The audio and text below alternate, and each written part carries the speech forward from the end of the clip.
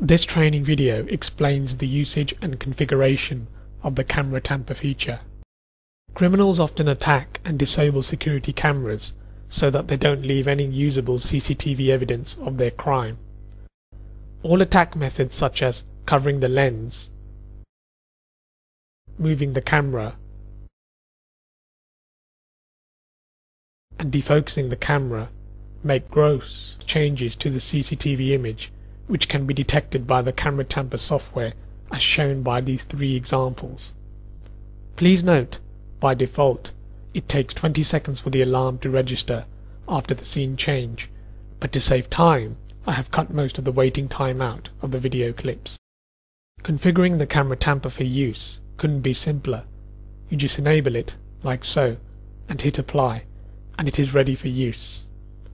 On the whole, this is all the average user needs to know about the camera tamper function. However, there is a diagnostic mode which can be used for troubleshooting, which I will now use to explain the underlying operation of the camera tamper function.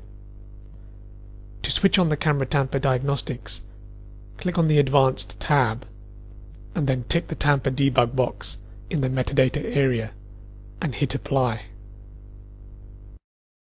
If I now go back to the camera tamper page and move my hand over the lens like so, then you will notice the red graphical boxes showing where the algorithm has detected a scene change from the long-term background scene.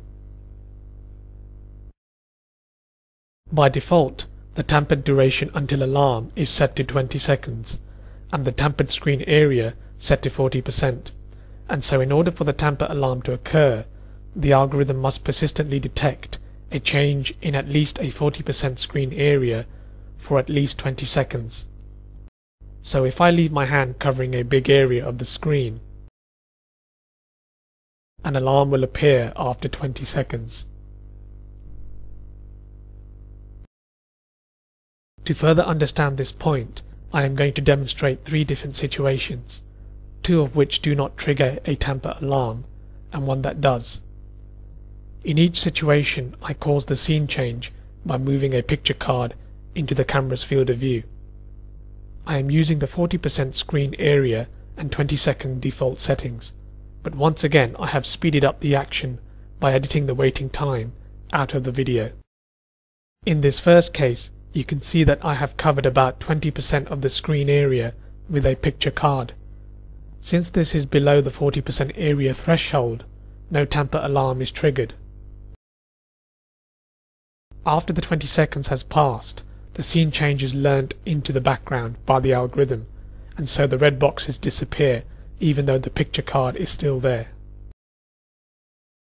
This second case shows another non-alarm condition, where the duration of the scene change is less than the time threshold. The picture card is covering more than 40% of the screen area, but it is removed before 20 seconds has elapsed, and so no alarm occurs. In this case, the scene change has not been learnt into the background since the time threshold was not exceeded.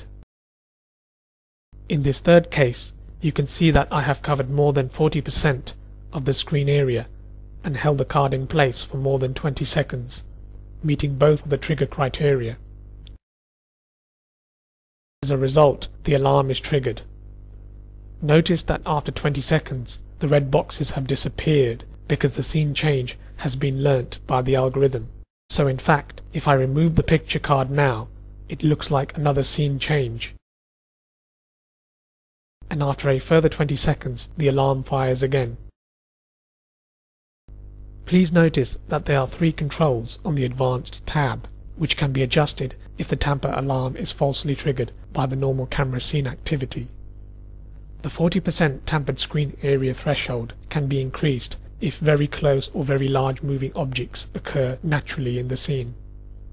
Likewise, the tampered duration until alarm can be increased if large area scene changes of more than 20 seconds duration occur naturally. The final control is the suppress alarm on lights on off.